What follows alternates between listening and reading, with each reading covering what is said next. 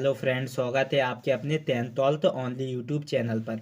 तो आज हम बात करने वाले हैं ये रसायन विज्ञान का वीडियो नंबर 5 है। अगर आपने video number first second third fourth नहीं देखा है तो मैंने वीडियो के डिस्क्रिप्शन बॉक्स में वीडियो की लिंक दे रखी है, आप वहां से जाकर इन वीडियो को वॉच कर सकते हैं। ये वीडियो उतनी ही इम्पोर्टेंट्स हो सकती हैं क्योंकि मैं ये वीडियोस के जो पीबीटी क्वेश्चंस लेकर आया हूँ ये एनसीईआरटी से लेकर आता हूँ, इसलिए जहाँ पर एनसीईआरटी का रोल होगा, जहाँ पर आपको रसायन शास्त्र के इम्पोर्टेंट क्वेश्चंस पीबीटी का रोल होगा, वहाँ पर ये मेरे क्वेश्चंस आपको देखने को जरूर मिलेंगे। इसलिए इन वीडियो को अच्छे से वॉच करें। अगर आपको एक चीज़ एक बार में समझ में ना आए तो आप वीडियो को दोबारा वॉच करें, अन्यथा आप वीडियो को पॉज करें और उन्हें बार बार पढ़ें या उनका स्क्रीनशॉट लें या उन्हें लिख के, मगर उन्हें पीबीटी क्वेश्चन हैं आपको सरलता से पढ़कर भी याद हो सकते हैं। अन्यथा मैं आपको सरल भाषा में समझा रहा हूं तो आप वीडियो को अच्छे से वॉच करते रहें। तो चलो आज की वीडियो स्टार्ट करते हैं। हाँ, अगर आप चैनल पर नए हो तो चैनल को जरूर सब्सक्राइब करें क्योंकि ये चैनल आपके लिए बहुत ही ज़्यादा पावरफुल एंड इंटरेस्टिव चैनल हो सकता है। क्योंकि अगर आप क्लास 10th या 12th में हो या आपको जहाँ पर भी रसायन शास्त्र रसायन विज्ञान बोले तो जो 12th का मटेरियल्स होता है एनसीईआरटी से प्रोवाइड किया जाता है, उस मटेरियल की ज़रूरत जहाँ भी होगी वहाँ पर ये मेरा चैनल आपको एक अच्छा इम्पोर्टेंस चैनल के रूप में काम करने वाला है, इसलिए आप इस चैनल को सब्सक्राइब कर लो। चलो स्टार्ट करते हैं आज की वीडियो। ये वीडियो नंबर 5 है। चलो देखते हैं। सबसे पहले कहा गया है चाय के बारे में। चाय और कॉफ़ी में कौन से जो कैफीन नामक एक फ्यूरिन पाया जाता है इसकी बात करते हैं। चलो, जो चाय होती है, चाय चाय तथा कॉफ़ी की बात करेंगे। चाय तथा कॉफ़ी में जो कैफीन नामक एक यूरिन पाया जाता है, जो चाय होती है और कॉफ़ी, इसमें एक कैफीन नामक वो फ्यूरिन पाया जाता है। क्या पाया जाता है? फ्यूरिन पाया जाता है, जो आप में क्या लगती है, एक ऊर्जा स्फूर्ति एनर्जी का अनुभव कराती है। क्या कराती है? एक ऊर्जा एनर्जी का क्या कराती है? अनुभव कराती है। क्या चाय में एक कौन सा फ्यूरिन होता है? चाय में एक कैफीन कैफीन नामक एक फ्यूरिन होता है। जो चाय हुई कॉफी हुई, इसमें एक कैफीन नामक क्या होता है? फ्यूरिन होता है। कैफीन नामक एक फ्यूरिन होता है। जो चाय और कॉफी में एक कैफीन नामक फ्यूरिन होता है जो आपको स्फूर्ति का अभाव कराता है। जो आपको क्या करवाता है? स्फूर्ति का अभाव कराता है। जो चाय तथा कॉफी में एक कैफीन नामक फ्यूरिन होता है जो आपको स्फूर्ति का अभाव कराता है। ठीक है, कौन सा होता है इसमें? एक फ्यूरिन कैफीन नामक क्या होता है? फ्यूरिन होता है चाय और कॉफ़ी में। आप कहा जाए डेली लाइफ में आप चाय का सेवन जरूर करते होंगे। चाय हर एक व्यक्ति की एक कहा जाए नियमित रूप से उसमें ले लिया गया है। जो आपकी लाइफ होती है दिनचर्या में, चाय का एक मान लो उसे आदत बना ली, उसे हैबिट में ले लिया है, तो उसमें एक कैफीन पाया जाता है जिससे कि आप में स्फूर्ति आ जाती है और ये आपकी एक लत भी बन सकती है। ठीक है, हैबिट्स भी बन सकती है। अगर आप ज़्यादा पियोगे तो कैफीन नामक जो फ्यूरिन होता है ये शरीर को नुकसान भी पहुंचा सकता है। ठीक है, अब जो दूध दूध में जो जल होता है, बासा होता है, शर्करा होता है के अतिरिक्त कैसीन्स नामक एक फॉस्फोप्रोटीन भी पाया जाता है। जो दूध होता है, दूध में क्या क्या पाया जाता है? दूध की बात करें तो दूध में जल पाया जाता है, बासा पाया जाता है, वसा पाया जाता है, शर्करा पाया जाता है। इसके अतिरिक्त एक कैंसिन नामक क्या पाया जाता है? फॉस्फोप्रोटीन भी पाया जाता है। एक जो कैंसिन नामक फॉस्फोप्रोटीन भी पाया जाता है किसमें? दूध में। ठीक है, और जो मसूड़े होते हैं, मसूड़ों में खून आना एक विटामिन डी की कमी के कारण आता है। जो मसूड़े होते हैं, आपके दांत होते हैं, मसूड़े होते हैं, उनमें जब खून आता है एक विटामिन डी की कमी से उनमें खून आता है। तो जो मसूड़े होते हैं, मसूड़े की बात करें तो मसूड़े में विटामिन डी की कमी से क्या आता है? खून आता है। और जो मास्टर्ड गैस होती है, एक जहरीली गैस होती है जिसका रसायन सूत्र क्या होता है? CH2Cl और CH2 और CH2Cl होता है। ये एक रासायनिक सूत्र होता है किसका? मास्टर्ड गैस का। तो मास्टर्ड गैस एक जहरीली गैस होती है। जो आपकी मास्टर्ड गैस होती है एक जहरीली गैस होती है और जिसका रसायन सूत्र क्या होता है? रासायनिक फॉर्मूले, केमिकल फॉर्मूले की बात करें तो इसका होता है आपका CH2Cl और CH2Cl होता है। ये एक कैसी मास्टर्ड गैस होती है? एक जहरीली गैस होती है। और जो टेफ्लॉन होता है, टेफ्लॉन और टेट्राफ्लोरो एथिलीन एक बहुलीकरण से बनता है। जो टेफ्लॉन होता है, टेफ्लॉन और एथिलीन, जो टेफ्लॉन की बात करें, टेफ्लॉन और एथीन जो होता है, टेफ्लॉन एथीन के बहुलीकरण से बनता है। जो टेफ्लॉन किससे बनता है? Teflon ethene ethylene. जो टेफ्लॉन होती है वो एथिलीन के बहुलीकरण से बनता है। जो टेफ्लॉन होता है वो एथिलीन के बहुलीकरण से बनता है। और जो ग्लिसरॉल होता है, ग्लिसरॉल के ऊंचतर बाशा अम्लों के साथ बने हुए एक ट्राइएस्टरो के मिश्रण को तेल तथा बाशा कहते हैं, कहा जाता है। जो ग्लिसरॉल के बाशा अम्लों के साथ कहा जाता है। जो ग्लिसरॉल के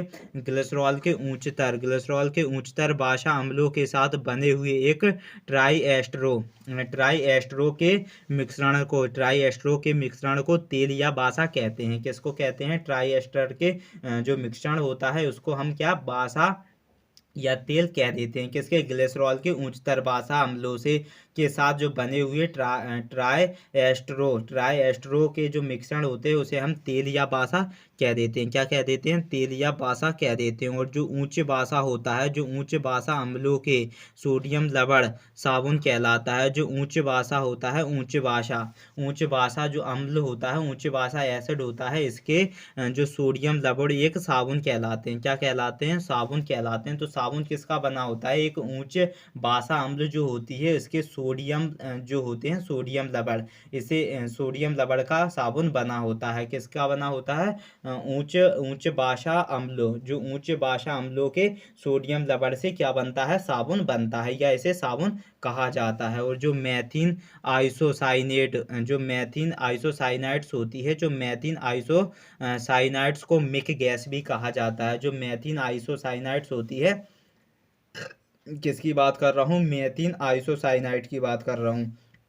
इसे एक मिक गैस भी कहा जाता है। क्या कहा जाता है? इसे एक मिक गैस भी कहा जाता है। जो मीथिन आइसोसाइनाइड्स होती है इसे मिक गैस भी कहा जाता है। यह अत्यंत विषैली गैस होती है। जो मिक गैस होती है, मिक का अर्थ होता है मृत शरीर, तो मृत, क्योंकि ये बहुत जहरीली गैसें होती है इसलिए इसे मिक गैस कहा जाता है। जो मीथेन आइसोसाइनाइड्स होता है इसे मिक गैस भी कहा जाता है। ये मैंने रसायन शास्त्र में भी इस गैस का जिक्र किया है। किसका? मीथेन आइसोसाइनाइड्स का। तो मीथेन आइसोसाइनाइड्स जो होती है, मीथेन आइसोसाइनाइड्स की बात करें, इसे मिक गैस कहा जाता है। क्यों कहा जाता है इसे मिक गैस? क्योंकि ये अत्यंत विषैली होती है। कैसी होती है? अत्यंत विषैली होती है, बहुत ही ज़्यादा हाई लेवल का इसमें पॉइजन्स होता है, इसीलिए इसे मिक गैस कहा जाता है। और जो आग बुझाने के लिए कौन सी गैस का प्रयोग करते हैं? कार्बन डाइऑक्साइड का प्रयोग किया जाता है। जो आग बुझाने के लिए फायर एक्सटिंग्विशर में कौन सी गैस यूज करते हैं? कार्बन डाइऑक्साइड गैस का प्रयोग किया जाता है। आग बुझाने के लिए कार्बन डाइऑक्साइड का प्रयोग किया जाता है। कौन सी गैस का प्रयोग किया जाता है? कार्बन डाइऑक्साइड का प्रयोग किया जाता है। कौन सी गैस का प्रयोग किया जाता है? कार्बन डाइऑक्साइड का प्रयोग किया जाता है। किसका प्रयोग किया जाता है? कार्बन डाइऑक्साइड का प्रयोग किया जाता है। जो आग बुझाने के लिए किसका? कार्बन डाइऑक्साइड का प्रयोग किया जाता है। और जो आपके घरों में ईंधन के रूप में कहा जाता है। जो घर होते हैं, घरों में ईंधन, जो आप खाना वगैरह बनाते हो, जो भी आप जलाते हो, गैस चूल्हा, वो ईंधन के रूप में लाया जाता है। तो घरों में जो ईंधन के रूप में प्रयुक्त की जाने वाली जो द्रवित प्राकृतिक गैस है, जिसे हम एलपीजी गैस कहते हैं। क्या कहते हैं? एलपीजी गैस कहते हैं। यह एक ब्यूटेक या ब्यूटेन तथा प्रोपेन गैसों का मिश्रण होता है। और जो एलपीजी गैस होती है, लिक्विड पेट्रोलियम गैस जो होती है, जो घरों में एक प्राकृतिक गैस के रूप में उपयोग की जाती है। घरों में जो ईंधन के रूप में, किसमें? ईंधन के रूप में, एक प्राकृतिक गैस के रूप में एलपीजी गैस का प्रयोग किया जाता है। इसमें किसका मिश्रण होता है? ब्यूटेन होता है, इसमें ब्यूटीन होता है, और प्रोपेन गैसों के मिश्रण से बनी होती है। कौन सी? LPG gas. तो घरों में जो ईथेन के रूप में प्रयुक्त की जाने वाली जो द्रवित गैस होती है, कैसी? द्रवित गैस जो होती है उसे हम एलपीजी गैस कहते हैं। और इसका मिश्रण किससे बना होता है? ये एक ब्यूटेन किससे बनी होती है? ये ब्यूटेन और प्रोपेन गैसों से के मिश्रण से बनी होती है। और जो आपकी पॉलीविनाइल क्लोराइड्स, होती है, जिसे PHI कहते हैं, PH1 कहते हैं, पॉलीविनाइल्स क्लोराइड्स, पीसी जो होती है पॉलीविनाइल्स क्लोराइड्स, जो पीसी होती है पॉलीविनाइल क्लोराइड्स को विनाइल क्लोराइड्स के बहुलीकरण से प्राप्त किया जाता है। जो विनाइल क्लोराइड्स के बहुलीकरण से क्या प्राप्त किया जाता है, पॉलीविनाइल क्लोराइड्स प्राप्त की जाती है। तो जो पॉलीविनाइल क्लोराइड्स जो होती है, पॉलीविनाइल जो क्लोराइड्स होती है, किसकी बात कर रहा हूँ, पॉलीविनाइल क्लोराइड्स की बात कर रहा हूँ। तो जो पॉलीविनाइल क्लोराइड्स जो होती है वो एक प्रकार की विनाइल क्लोराइड जो होती है वो बहुलीकरण से प्राप्त की जाती है। कहाँ से प्राप्त की जाती है, बहुलीकरण से प्राप्त किया जाती है। जो पॉलीविनाइल क्लोराइड्स जो होती है, जैसे पीसी कहते हैं, ये एक प्रकार से विनाइल क्लोराइड से के बहुलीकरण से प्राप्त की जाती है। जो पॉलीथीन जो होती है, पॉलीथीन एक थर्मोप्लास्टिक है। जो पॉलीथीन जो होती है वो एक थर्मोप्लास्टिक है। जो पॉलीथीन क्या है, एक थर्मोप्लास्टिक है जो एथिलीन के बहुलीकरण से प्राप्त किया जाता है। जो किससे प्राप्त की जाती है, एथिलीन के बहुलीकरण से प्राप्त की जाती है। जो पॉलीथीन जो होती है वो एक थर्मोप्लास्टिक होती है। क्या होती है, पॉलीथीन एक थर्मोप्लास्टिक होती है। जो पॉलीथीन जो होती है वो एक थर्मोप्लास्टिक होती है और जिसे हम एथिलीन के बहुलीकरण से प्राप्त करते हैं। किससे प्राप्त करते हैं, एथिलीन के बहुलीकरण से प्राप्त करते हैं। पॉलीथीन एक क्या होती है, थर्मोप्लास्टिक होती है। पॉलीथीन किससे प्राप्त करते हैं, एथिलीन के बहुलीकरण से पॉलीथीन प्राप्त करते हैं, पॉलीथीन का थर्मोप्लास्टिक। तो पॉलीथीन एक प्रकार का थर्मोप्लास्टिक होती है। और यदि जो साधारण कांच जो होता है, जो नॉर्मल ग्लास की बात करें, जो साधारण कांच की बात करें, तो जो साधारण कांच को बनाते समय उसमें सिल्वर क्लोराइड डाल दिया जाता है। क्या डाल दिया जाता है, जो नॉर्मल कांच की बात करें, तो जो साधारण जो कांच बनाते समय, किसकी बात कर रहे हैं, यदि साधारण कांच को बनाते समय उसमें सिल्वर क्लोराइड्स डाल दिया जाए, उसमें सिल्वर क्लोराइड डाल दिया जाए तो वह कांच कैसा होता है, फोटोक्रोमिक किस्म का। तो वो कांच किस प्रकार का होता है, फोटोक्रोमिक किस्म का, अथवा श्वेता रंग बदलने वाला बन जाता है, अथवा वो श्वेता रंग बदलने वाला बन जाता है। यदि साधारण कांच को बनाते समय, यदि बात करें जो नॉर्मल कांच होता है, यदि साधारण कांच को बनाते समय उसमें जो सिल्वर क्लोराइड डाल दिया जाए, यदि उसमें सिल्वर क्लोराइड डाल दिया जाए तो वह कांच फोटोक्रोमिक किस्म का, तो वह कांच कैसा हो जाता है, फोटोक्रोमिक किस्म का हो जाता है। तो वह कांच फोटोक्रोमिक किस्म का होता है, अथवा वह श्वेता रंग बदलने वाला बन जाता है, अथवा वो कैसा हो जाता है, श्वेता रंग बदलने वाला बन जाता है। कैसा रंग बदलने वाला बन जाता है, श्वेता रंग बदलने वाला बन जाता है। यदि जो साधारण कांच को बनाते समय, यदि साधारण कांच को बनाते समय उसमें सिल्वर क्लोराइड, यदि उसमें सिल्वर क्लोराइड डाल दिया जाए तो वह कांच फोटोक्रोमिक किस्म का बन जाता है, फोटोक्रोमिक किस्म या श्वेता रंग बदलने वाला बन जाता है। कौन, साधारण कांच। जो नॉर्मल कांच में क्या डाल दिया जाए, सिल्वर क्लोराइड डाल दिया जाए। क्या डाल दिया जाए, साधारण कांच में सिल्वर क्लोराइड डाल दिया जाए तो वो कांच फोटोक्रोमिक किस्म का बन जाएगा या श्वेता रंग बदलने वाला कांच बन जाता है। और जो साधारण कांच में अगर सोडियम, पोटेशियम, कैल्शियम और लेड के सिलिकेट्स होते हैं, जो नॉर्मल कांच होता है इसमें क्या क्या होता है, सोडियम मिलेगा आपको, पोटेशियम, सिल्वर और लेड के सिलिकेट्स होते हैं। और किसके होते हैं, लेड के सिलिकेट्स होते हैं। जो साधारण कांच होता है इसमें सोडियम होगा, सोडियम, पोटेशियम, कैल्शियम और लेड के सिलिकेट्स होते हैं। किसमें, साधारण नॉर्मल कांच की, नॉर्मल ग्लास की बात करें तो। और जो आपका बॉक्साइट जो होती है, बॉक्साइट की बात करें, बॉक्साइट एल्यूमिनियम का एक प्रमुख खनिज होता है। जो बॉक्साइट जो होता है वो एल्यूमिनियम का, किसकी बात करें, एल्यूमिनियम का एक प्रमुख मिनरल्स होता है। एक क्या होता है, प्रमुख मिनरल्स होता है, प्रमुख खनिज होता है। जो बॉक्साइट जो होता है, किसकी बात कर रहे हैं, बॉक्साइट की बात कर रहे हैं। तो जो बॉक्साइट जो होता है वो एल्यूमिनियम का एक प्रमुख खनिज होता है।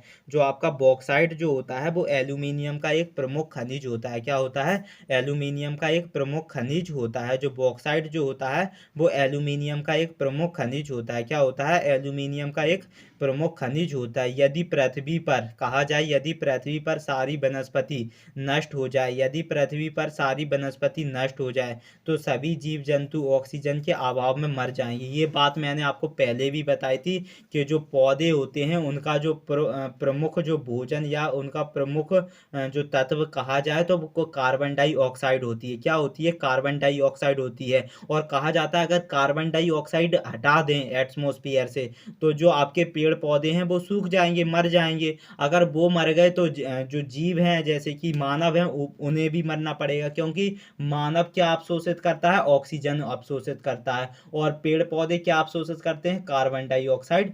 जो कार्बन होता है, कार्बन डाइऑक्साइड होती है, वो अवशोषित करते हैं। कौन कौन अवशोषित करते हैं? पेड़ पौधे। तो पेड़ पौधे वो अवशोषित करते हैं कार्बन डाइऑक्साइड, और क्या छोड़ते हैं, क्या रिलीज करते हैं? ऑक्सीजन। और ऑक्सीजन किसके लिए जरूरी है? जीव जंतु के लिए। तो यही बात कही गई है कि यदि पृथ्वी पर सारी वनस्पति पेड़ पौधों को नष्ट कर दें तो सभी जीव जंतु क्या हो जाएंगे? ऑक्सीजन के अभाव में आकर, क्योंकि पेड़ ही नहीं बचेंगे तो ऑक्सीजन कौन देगा भाई? पेड़ ही नहीं बचेंगे तो ऑक्सीजन कौन देगा? इसके अभाव में क्या होंगे? जीव जंतु का जो ऑक्सीजन के अभाव में जीव जंतु क्या हो जाएंगे? मर जाएंगे, बिल्कुल खत्म हो जाएंगे, उनकी पीढ़ी ही खत्म हो जाएगी। जो चीज़ ऑक्सीजन पे डिपेंड है वो क्या हो जाएगी? मर जाएगी, फिनिश हो जाएगी। क्यों? क्योंकि वनस्पति नष्ट कर दी जाए, ये सोचा गया है, इमेजिन किया गया है, ऐसा कुछ हुआ नहीं है भाई। जो एवरेस्ट रेशेदार संरचना कहा जाए, जो एवरेस्ट रेशेदार संरचना है, संरचना वाला एक सिलिकेट खनिज होता है। जो एवरेस्ट कहा जाए, एवरेस्टस जो रेशेदार संरचना होती है, इस वाला एक सिलिकेट खनिज होता है। कैसा होता है? सिलिकेट्स मिनरल्स होता है। एवरेस्टस रेशेदार की जो संरचना होती है इसे हम एक सिलिकेट्स मिनरल्स भी कहते हैं। क्या कहते हैं? एक सिलिकेट्स मिनरल्स भी कहते हैं। और जो गोबर गैस होती है एक प्रमुख अवयव मीथेन होती है। कैसी होती है? एक प्रकार की प्रमुख अवयव मीथेन भी होती है। जो आपकी गोबर गैस जो होती है वो एक प्रकार की कैसी होती है? प्रमुख अवयव मीथेन होती है। प्रमुख अवयव मीथेन गैस होती है। कौन सी? गोबर गैस। तो गोबर गैस एक प्रकार से प्रमुख अवयव मीथेन गैस होती है। कौन?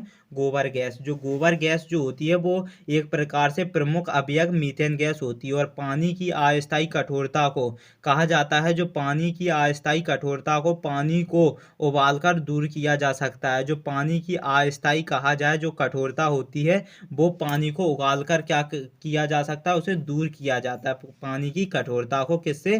पानी को उबालकर गर्म कर, जो बॉइलिंग कर कर उसकी क्या उबालता को, कठोरता को, अस्थायी कठोरता को खत्म किया जा सकता है, दूर किया जा सकता है। पानी की जो अस्थायी कठोरता होती है उसे हम पानी को उगालकर दूर किया जा सकता है। और जो सोने के आभूषण बनाते समय सोने में तांबा मिलाया जाता है। क्यों मिलाया जाता है? मैं अभी आपसे कहा जाए ये वीडियो नंबर 5 है। वीडियो नंबर 4 में, जो रसायन विज्ञान की वीडियो नंबर 4 में मैंने सबसे पहला एक पॉइंट ऑफ पीबीटी क्वेश्चन में बताया था कि जो प्योर सोना होता है, प्योर गोल्ड होता है, वो 24 कैरेट का होता है। अगर वो 24 कैरेट की जगह आपको 18 कैरेट का मिलने लगे तो 18 कैरेट क्या मिलाया जाएगा? 18 कैरेट उसमें सोना होगा, और जो 6 कैरेट बचा है उसमें क्या मिलाया जाएगा? 6 कैरेट में उसमें तांबा मिला देंगे तो वो कितने 18 कैरेट का सोना मिल जाता है। क्योंकि एक सोने की बात करें तो सोना क्या होता है? एक प्रकार से मुलायम होता है, या एक कहा जाए एक प्रकार का चिकनापट होता है उसमें, जिससे कि वो घुल सकता है सोना। अगर उसमें मिश्रण कर देंगे अपन कॉपर का तो वो एक कठोर सोना बन जाएगा। इसीलिए सोने के आभूषण बनाते समय हम सोने में क्या मिला देते हैं? तांबा मिला देते हैं। कहा जाए 24 कैरेट में से